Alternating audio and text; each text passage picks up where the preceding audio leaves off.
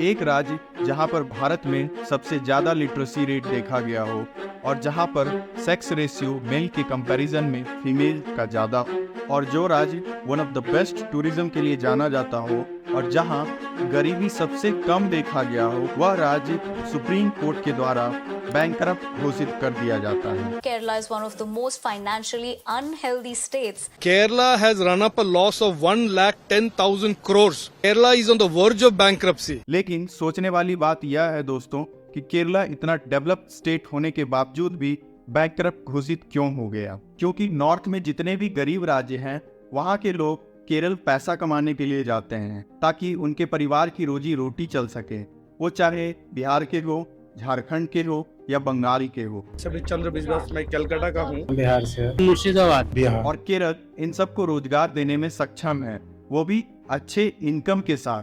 तो अब सोचने वाली बात यह है दोस्तों कि केरल इतना डेवलप्ड स्टेट होने के बावजूद भी जब बैंकरप्ट घोषित हो जाता है तो अदर स्टेट के क्या हाल होंगे, जानेंगे इस वीडियो में कि केरल बैंकरप्ट कैसे घोषित हुआ और इसके बजट को एनालाइज करेंगे और जो भी हमने इंफॉर्मेशन कलेक्ट किया है इस वीडियो के माध्यम से आपके साथ जरूर साझा करेंगे। हम लोग जैसे ही केरल का नाम सुनते हैं तो हमें वहाँ की खूबसूरती, नेचुरल ब्यूटी, बीचेस पर प्लीजेंट क्लाइमेट या फिर कहे तो अलग अलग ट्रेडिशन और कल्चर के बारे में पता चलता है। लेकिन दोस्तों, मुद्दा आज केरल की खूबसूरती का नहीं, बल्कि मुद्दा आज ये है कि वहाँ की सरकार ये कहे कि वह उस राज्य को मैनेज नहीं कर पा रही है, तो आप क्या सोचेंगे? और वहाँ की सरकार सुप्रीम कोर्ट के पास दौड़े दौड़े जाए और ये कह के पैसे मांगने लगे कि उनकी रोजी रोटी कैसे चलेगी, तो इस कंडीशन में आप किसे दोषी मानेंगे? और इसलिए इस बात को समझना बहुत ज़रूरी है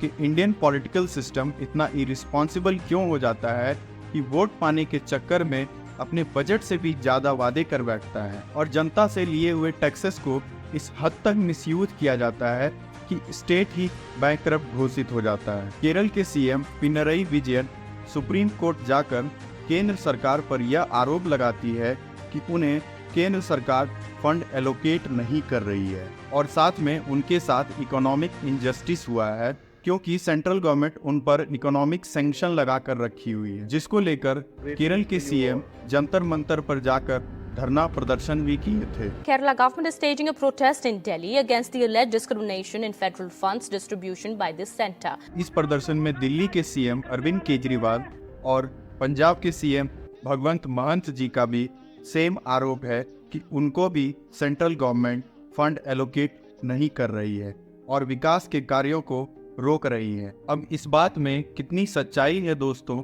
आइए जानते हैं, क्योंकि इस मामले को लेकर फाइनेंस मिनिस्टर निर्मला सीतारमण जी का कहना है कि केरला की सरकार उन पे गलत आरोप लगा रही है क्योंकि उन्होंने बिना देरी किए सारे साउदर्न स्टेट को पैसे एलोकेट किए हैं। तो आखिर झूठ बोल कौन रहा है, सेंट्रल गवर्नमेंट या स्टेट गवर्नमेंट? दोस्तों, केरल का बैंकरप्ट घोषित होने का पहला कारण यह है कि इनसफिशिएंट टैक्स कलेक्शन, क्योंकि पहले केरल स्टेट 100 रुपया की कमाई पे भी 12.97% टैक्स कलेक्ट करती थी और अब यह घटकर 6.4% हो गई है। दूसरा कारण है डिविजिबल पूल ऑफ टैक्सेस। अब ये डिविजिबल पूल ऑफ टैक्सेस क्या होता है, चलिए इसे विस्तार से जानते हैं। जब सेंट्रल गवर्नमेंट एक साल में जितने भी टैक्सेस कलेक्ट करती है और उस टैक्सेस में जो हिस्सा स्टेट को देती है उसे डिविजिबल पूल ऑफ टैक्सेस कहा जाता है। इसे आसान भाषा में समझें तो सेंट्रल गवर्नमेंट एक साल के फाइनेंशियल ईयर में 1000 करोड़ की टैक्स कलेक्ट करती है। जैसे कि अगर किसी स्टेट का हिस्सा 32% है तो सेंट्रल गवर्नमेंट उसे 320 करोड़ रुपए देगी। लेकिन केरल के फाइनेंस मिनिस्टर का कहना है कि इस डिविजिबल पूल के कारण केरल को 10,000 करोड़ का नुकसान हुआ है, क्योंकि पहले डिविजिबल पूल का शेयर सेंट्रल गवर्नमेंट से केरल को 3.87% मिलता था और अब सेंट्रल गवर्नमेंट इस पर लिमिट लगाकर 1.925% कर दी है।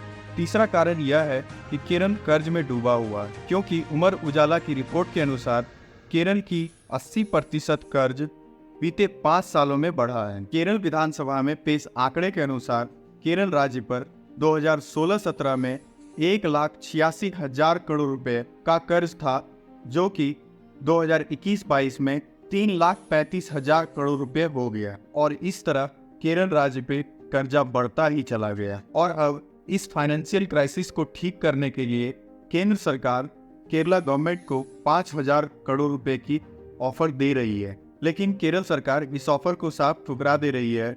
उनका कहना है कि 5,000 करोड़ में क्या होगा, क्योंकि इतने बड़े फाइनेंशियल क्राइसिस से जूझने के लिए कम से कम 10,000 करोड़ रुपए चाहिए। अब आप इस कंडीशन में किसे दोषी मानेंगे, राज्य सरकार को या केंद्र सरकार? कमेंट सेक्शन में जरूर बताएं।